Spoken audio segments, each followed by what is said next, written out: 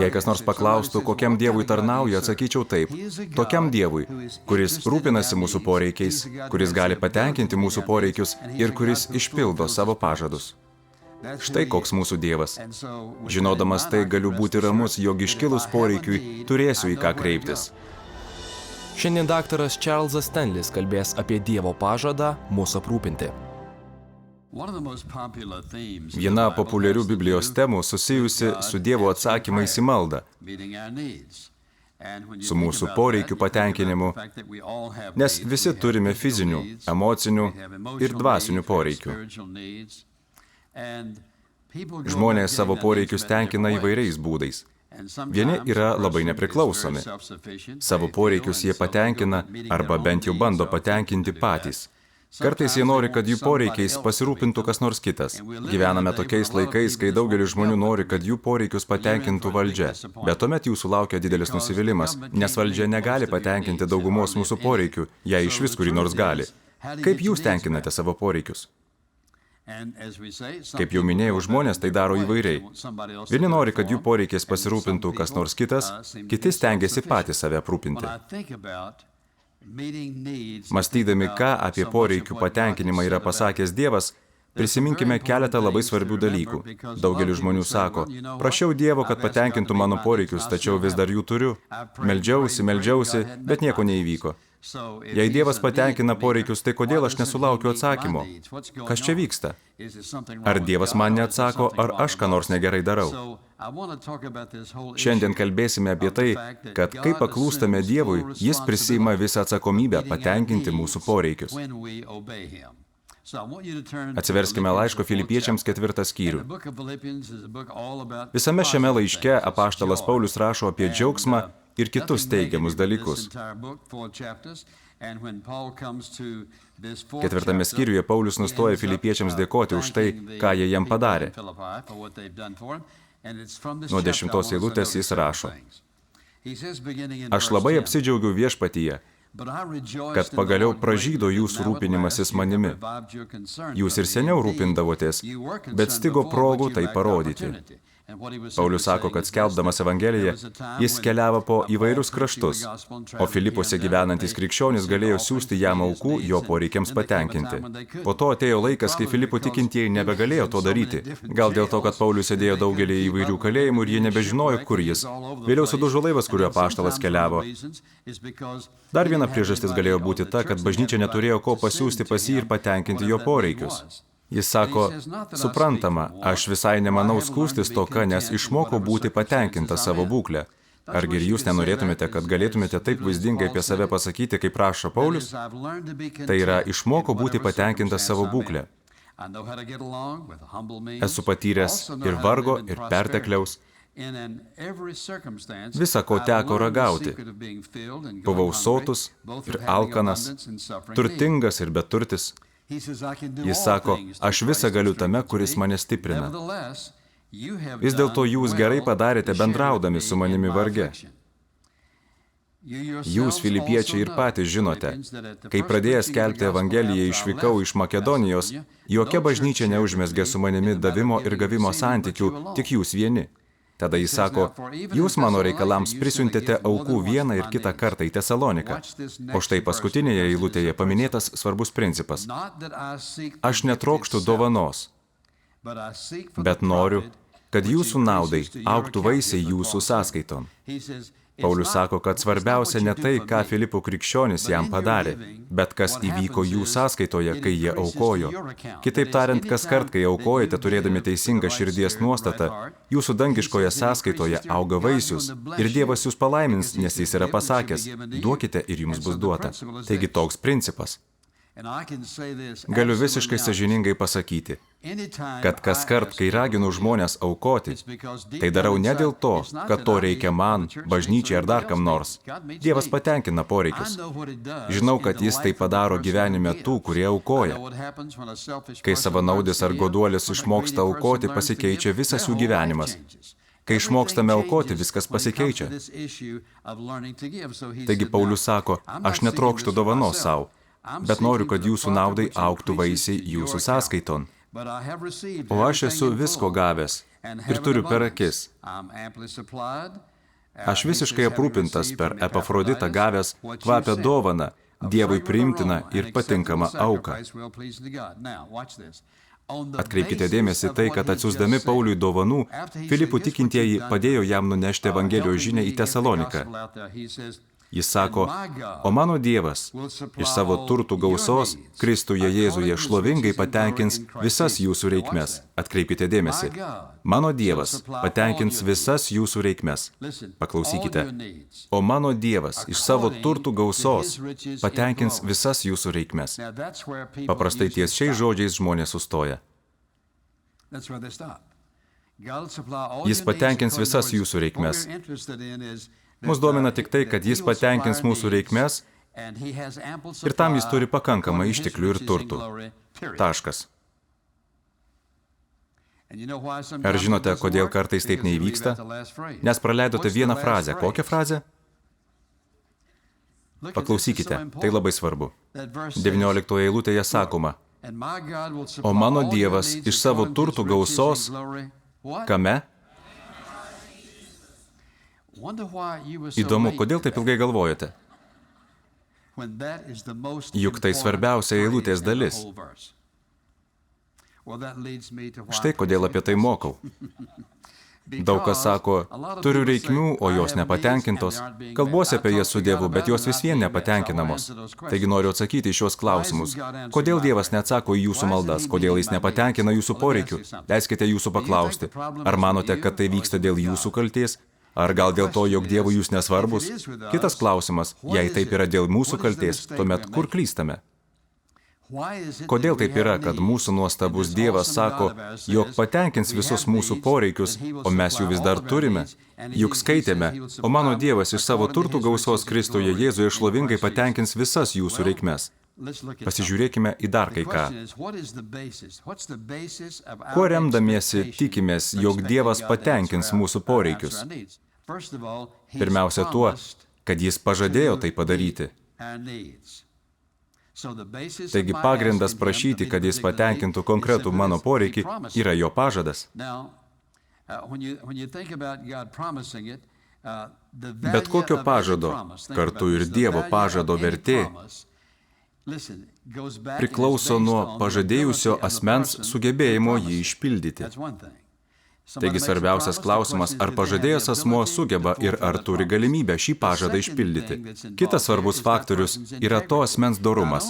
Jis ne tik turi galėti tai išpildyti, bet ir turi būti sąžiningas, bei laikyti savo žodžio atlikti iki galo tai, ką yra pažadėjęs. Dievas abu šiuos testus išlaiko. Jis sugeba, turi turtų ir neišsemiamų išteklių, kad bet kada, kai tik nuspręs, patenkintų kiekvieną bet kurio žmogaus poreikį. Jis gali tai padaryti. Antra, jis yra sąžiningas ir jei ką nors pažadėjo, tai ir ištesės. Taigi, jeigu turime poreikių ir jie nėra patenkinti, tai ne dėl to, kad jis nesugeba ir ne dėl to, kad jis nesilaiko savo žodžio. Taip yra dėl mūsų kaltės. Mūsų Dievas laikosi žodžio. Jis trokšta patenkinti mūsų poreikius. Jeigu kas nors paklaus, kokiam Dievui tu tarnauji, atsakykite, kad tarnaujate Dievui, kuriam rūpi mūsų poreikiai. Jis gali juos patenkinti. Jis įvykdo savo pažadus. Taigi, žinodamas tai, galiu būti tikras, jog jei man ko nors reikia, turėsiu į ką kreiptis, į tą, kuris gali patenkinti mano reikmes. Bet mes kai kur klystame. Kartais savo poreikių neskiriame nuo norų. Tai viena iš problemų. Pavyzdžiui, kas nors sako, toks yra mano poreikis. Taip, kartais tai būna poreikis, o kartais tik noras. Dabar atsakykite į klausimą, ar ko nors norėti yra nuodėminga? Ne. Skaitome, džiaukis iš širdies viešpačiu ir jis suteiks tau, ko trokšta tavo širdis. Jis ne tik pasiruošęs patenkinti mūsų poreikius, bet ir domisi mūsų širdies troškimais, kurie prisideda prie to, kad padaro mus tokius, kokius jis nori mus matyti. Kas atsitinka, jei man labiausiai rūpi kokio nors poreikio patenkinimas ir jei galvoju, jog tai yra poreikis, bet iš tiesų taip nėra? Kas nors pasakys, o kaip juos atpažinsime? Evangelijos pagal Matą 6 skyriaus 8 eilutėje skaitome, kad Jėzus sako, dangiškasis tėvas žino mūsų poreikius dar prieš mums jo prašant. Taigi ar Dievas mums parodys, kokie yra mūsų poreikiai? Taip, jis parodys. Ar jis parodys mums, kaip atskirti tai, ko man reikia, nuo to, ko trokštu? Kai man neaišku, ar tai poreikis ar noras, meldžiuosi. Tėve, štai ko aš manau, kad man reikia. Jei tai nėra mano gyvenimo poreikis ir jei tu nenori man to duoti, tuomet padėk man tai užmiršti. Tiesiog pašalink tai iš mano minčių ir troškimų. Nenoriu trokšti to, ko tu nenori, kad turėčiau. Taigi kartais nelengva poreikį atskirti nuo troškimo. Tai reikia paklausti jo, viešpatie, parodyk man, ar čia poreikis, ar tik noras. Pirmiausia, jis nori duoti mums tai, kas reikalinga. Jis nori, kad suprastume, kur yra poreikis ir kur noras. Ar koks nors dalykas gali būti kartu ir poreikis, ir noras? Taip. Pavyzdžiui, jei norite, kad Dievas patenkintų tokius jūsų gyvenimo norus, kurie prisideda prie to, kad taptumėte labiau dievotas, tuomet šis jūsų noras kartu yra ir poreikis. Taigi noras gali sutapti su poreikiu. Kai turime norų, kurie nėra mūsų poreikiai, susidurime su sunkumais. Tuomet sakome, Dieve, kodėl nepatenkini šio mano poreikio? Bet tai visai ne poreikis. Taigi viena mūsų daromų klaidų yra ta, kad savo mintise supainiojame norus su poreikiais. Antroji klaida yra ta, kad šventojo rašto pažadą atskiriame nuo jo konteksto. Omenyje turiu situaciją, kai šventojo rašto eilutę ištraukiame iš ją aiškinančio konteksto ir aiškiname taip, kaip mums norisi. Daugelis žmonių išima eilutę iš konteksto ir sako, štai kas čia parašyta. Ne. Visa širdimi pasitikėk viešpačiu ir nesiremk vien savo įžvalgą. Pripažink jį visur, kad ir ką darytum, ir jis ištiesins tavo kelius. Kas nors pasakys, Biblija čia sako, kad Dievas nukreips mano kelią. Ar čia tai parašyta? Ne, čia parašyta. Visa širdimi pasitikėk juo ir nesiremk vien savo įžvalgą. Jau pradedu suprasti. Pripažink jį visur, kad ir ką darytum. Žiūrėk į jį, pasitikėk juo, paklusk jam, tuomet jis nukreips tavo kelius. Taigi, jei šventojo rašto eilutę išimsite iš konteksto, tai jo žinia jau bus kitokia. Ar supratote? Tai didžiulė klaida, kurią daro daug žmonių. Tikrai nenoriu, kad ir jūs darytumėte šią klaidą, skaitydami jau minėtą šventojo rašto eilutę. O mano Dievas iš savo turtų gausos šlovingai patenkins visas jūsų reikmes. O Kristuje Jėzuje praleidžiame. Per ankstesnės pamaldas citavau šią eilutę ir net nesulaukiau pagalbos iš salės.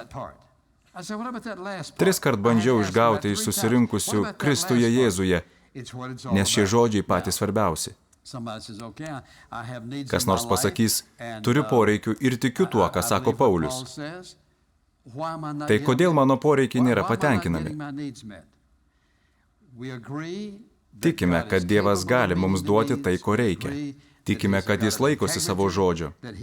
Jis ne tik gali tai padaryti, bet ir išpildo tai, ką pažadėjęs. Šventajame rašte gausu tai pagrindžiančių pavyzdžių. Tuomet, kodėl jis nepatenkino mano poreikių? Na, vieną priežastį jau pasakiau. Dėl mūsų santykio su juo. Negalite gyventi nuodėmėje, nepaklusdamas visagalių Dievui ir kartu tikėtis, kad jis patenkins jūsų poreikius. Pagrindinė priežastis, kodėl Dievas neatsako į jūsų maldas, yra gyvenimas nuodėmėje. Nenoriu pasakyti, kad esate nedoras žmogus. Jūs tiesiog nepaklūstate Dievui. Žinote, kad tai tiesa. Kas būtų, jei Dievas pasakytų, matau tavo nuodėmę, bet vis tiek atsakysiu į tavo maldą? Tai reikštų, kad jis atsakydamas į jūsų prašymą nepaiso jūsų klaidų. Jo galite gyventi nuodėmėje, prašyti jo, ir jis tai ignoruodamas vis vien patenkins jūsų poreikius. Deja, jis to nedarys. Pasakysite, na, pažįstu daugelį gyvenančių nuodėmėje, bet Dievas patenkina jų poreikius. Ne, jis to nedaro. Galbūt jie manipuliuoja, gal daro įvairiausius dalykus, kad patenkintų savo poreikius. Tai nereiškia, jog jų poreikiai nepatenkinami, kad dėl to jie bus nelaimingi. Tačiau Dievui nepaklūstantys žmonės savo gyvenime neturės jokios ramybės, jokio tikro džiaugsmo ir jokio saugumo. Be to, dauguma jų tai praras. Taigi tiesa yra tokia. O mano Dievas iš savo turtų gausos Kristuje Jėzuje šlovingai patenkins visas jūsų reikmes. Šis pažadas susijęs su mūsų santykiu su Dievu. Jei taip nebūtų, jis patvirtintų, jog galite gyventi nuodėmėje ir tiesiog paprašyti, o jis tai padarytų. Bet taip nėra. Labai svarbu gyventi teisiai. Noriu, kad būtinai suvoktumėte 84 psalmės 12 eilutę. Joje parašyta. Viešpats nešykšti nieko tiems, kurie gyvena dorai elgdamiesi. Ką reiškia dorai? Tai reiškia, jog stovite tiesiai, Vaikštote tiesiais keliais ir gyvenate taip, kaip patinka Dievui. Tai nereiškia, jog esate tobulas ir niekada nenusidedate. Tai reiškia, kad jūsų širdis linksta jo link. Norite jam patikti. Norite paklusti jam, kad jis galėtų jūs naudoti. Kitaip tariant, jūsų širdis yra teisi. Gyvenate dorai, esate sąžiningas, laikote savo žodžio, norite būti paklusnus Dievui. Jis sako, jog viena iš priežasčių, kodėl žmonių poreikiai nepatenkinami, yra ta, jog jie gyvena kaltėje, nuodėmėje. Nepaklūsta Dievui. Tiems, kurie gyvena be kaltės dorai, jis nesulaikys atsakymo į maldas. Jis nešykšti mums gerų dalykų, kad ir kas tai būtų. Antroji priežastis, kodėl atsakymai į mūsų maldas užtrunka, yra ta, kad turime norėti prašyti Dievo, kad jis patenkintų mūsų poreikius. Evangelijoje pagal Morkų 11 skyriaus 24 eilutėje užrašyti nuostabūs Jėzaus žodžiai. Todėl sakau jums, atkreipkite dėmesį, ko tik melsdamiesi prašote, tikėkite gausią. Ir tikrai tai bus. Visko, ko prašote. Bet jis sako ir tai, neturite, nes neprašote. Jeigu jūsų šiandien paprašyčiau užrašyti ant popieriaus lapelio vieną poreikį, kad Dievas jį dabar patenkintų, ar galėtumėte tai padaryti? Jei galėtumėte, pakelkite ranką. Dauguma net nežino. Sugavau, ar ne? Pavyzdžiui, gal maldoje sakysite tik tiek, Dieve, man reikia, kad tu mane palaimintum. Ar jis žino, ką jūs konkrečiai turite galvoje? Taip, bet jis laukia, kad tai jam pasakytumėte. Neturite, nes neprašote. Jis juk nesako, prašykite ir kas nors įvyks. Jis sako, prašykite ir gausite tai. Ieškokite ir rasite. Belskitės ir bus jums atidaryta. Turite labai konkrečiai įvardyti, ko prašote. Trečias dalykas yra tas, kad turiu atlikti savo darbo dalį. Tai labai svarbu. Priežastis, kodėl žmonių poreikiai nėra patenkinami, yra ta, jog jie nepasitikė Dievu. Tai paprasta. Ką reiškia pasitikėti juo? Tai reiškia, kad kai paprašau jo, tikiu, jog jis išgirdo mane. Patvirtino mano širdžiai, kad tai padarys. Ir savo širdyje turiu užtikrinimą ir patvirtinimą, kad jis atsakys į mano maldą. Jeigu jo paprašau ir iš tiesų tikiu, jog jis mane išgirdo ir kad tinkamu laiku sulauksiu atsakymo, tuomet kas įvyks?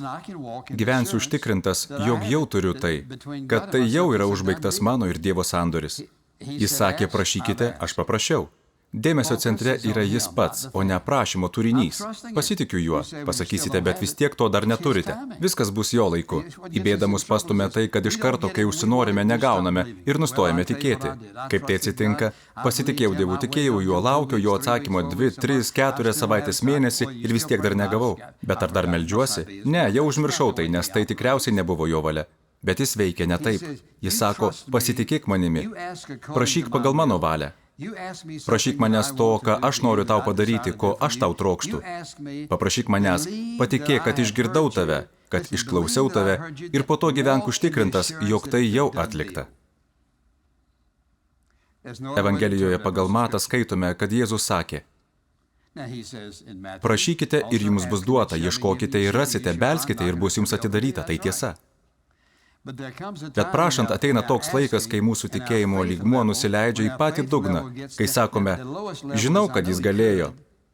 Tokioje būsenoje yra daugelis, jie ten ir gyvena. Tikiu, kad jis kada nors padarys. Bet tikėjimas, apie kurį kalbame, sako, tai jau atlikta. Paprašiau jo, jis pasakė taip ir dabar gyvenu tame. Ką tuomet darome? Paklūstame Dievui ir stebime, kaip jis veikia. Leiskite jam pasirinkti kanalus, kuriais atsakys į jūsų maldą. Leiskite jam pasirinkti tinkamą laiką, kada įvykdys sudarytą sandorį. Kitaip sakant, jei jau tai turiu, daugiau dėl to nebesiginčiuju su Dievu. Tuomet galiu gyventi tobuloje ramybėje, nes Dievas ištesi pažadus. Galiu gyventi tobuloje ramybėje, jog kai mano dangiškasis tėvas žinos, kad atėjo geriausias laikas man tai gauti, aš tai gausiu. O jei paprašiau ir pradedu galvoti taip, Dieve, dar to negavau. Kiek daug žmonių girdėjau sakant, na, žinai, meldžiausi, ir kas tuomet įvyko, nieko neįvyko. O taip, kažkas tikrai įvyko. Dievas bandė patraukti jūsų dėmesį, bandė jūsų gyvenime kažką ištiesinti. Galvojote, jog nieko neįvyko, nes žiūrėjote į tai, ko negavote, o ne į Dievą. Pagalvokite apie štai ką. Jei esate pasišventęs būti jam paklusnus, tuomet jis sako, jog jūsų gyvenime išsipildys jo valia.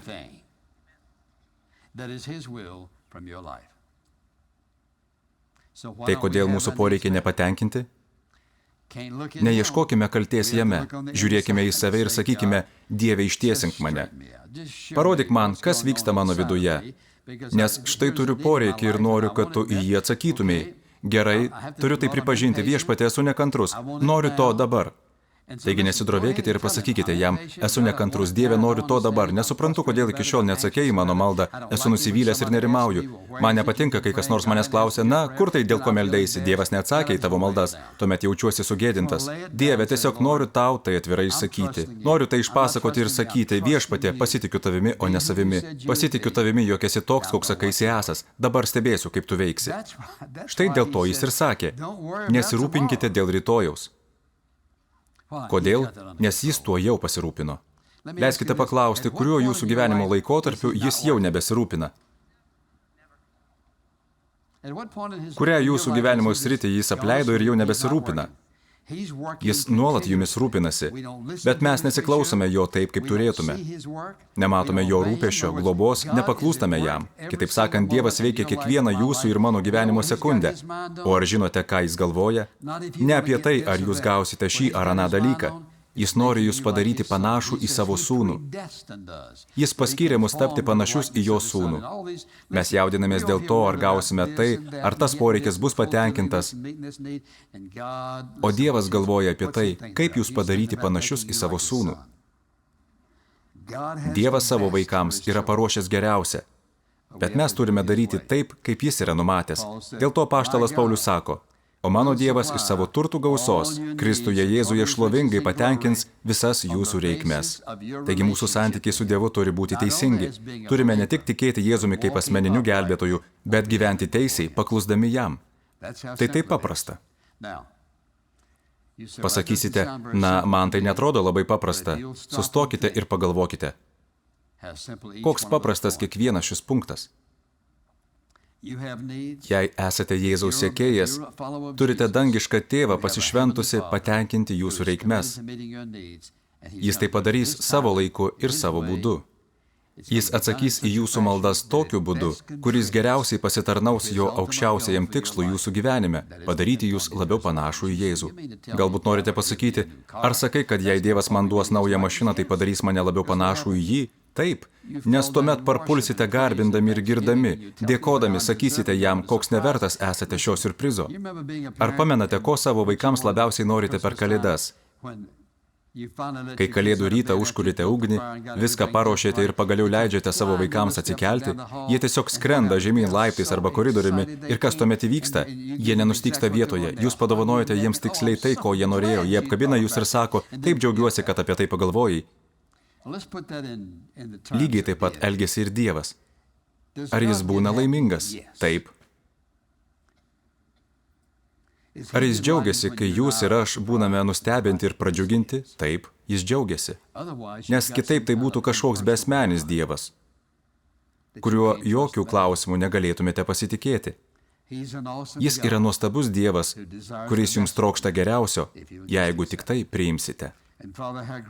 Tėve, kokie mes dėkingi, kad tu toks kantrus mums. Meldžiu, kad šią pamoką patalpintumei labai giliai į širdį žmonių, kurie jos klausosi, nes yra tiek daug turinčių daugybę poreikių. Ačiū, kad esi toks, koks esi. Tu nė karto nenuvylei. Tu visada gali atsakyti į mūsų gyvenimo poreikius, kiekvienoje situacijoje. Ar tai būtų kas nors materialaus, ar susijęs su mūsų emocijomis. Esi visada pasirengęs. Ačiū tau už tai. Meldžiamės Jėzaus vardu. Amen. Gal jūs esate netikintis ir sakote, o kaip tai tinka man? Šios žinios negalėsite pritaikyti savo gyvenime tol, kol nenuspręsite pakviesti viešpaties Jėzaus Kristaus į savo gyvenimą, kad jis išgelbėtų jūs iš jūsų nuodėmių. Kol to nepadarysite, tol neturėsite santykių su juo ir negalėsite nieko tikėtis iš dangiškojo tėvo. Juk nesitikite, jog jūsų net nepažįstantis žmogus patenkintų kokį nors jūsų gyvenimo poreikį. Juk su tuo žmogumi neturite jokių santykių. Bet viskas pasikeičia tuomet, kai tampate tikinčiuoju. Tikinčiuoju galite tapti paprašę Dievo, kad atleistų jums jūsų nuodėmes, pasakydami jam, jog priimate Jėzų Kristų kaip savo asmeninį gelbėtoją. Jūs norite, kad jis taptų jūsų dangiškojų tėvų. Jūs pavedate savo gyvenimą jam. Tuomet viskas pasikeičia. To jums ir meldžiu. Nesvarbu, kas ir kur būtumėte. Gal paklausite, o ar yra ir man koks pažadas? Štai pažadas jums. Dievas taip pamilo pasaulį, taip pat ir jūs, jog atidavė savo viengimį sūnų, kad kiekvienas, kuris jį tiki, nepražūtų, bet turėtų amžinąjį gyvenimą. Kas tik šauksis viešpaties vardo, bus išgelbėtas. Jeigu išpažįstame savo nuodėmes, jis ištikimas ir teisingas, kad atleistų mums nuodėmes ir apvalytų mus nuo visų nedorybių. Jei tik to norėsite, Dievas laukia jūsų. Teologijos mokslų daktaro Čarlzo Stenlio programa Gyvenimo principai parengta tarnystės In Touch Ministries, kuri visame pasaulyje kviečia žmonės artimiau pažinti Jėzų Kristų ir stiprina vietinės bažnyčias. Iš Dievo malonės ši programa tapo įmanoma jūsų maldų ir aukų dėka. Lietuvišką gyvenimo principų įgarsinimą jums dovanoja Alytaus baptistų bendruomenė.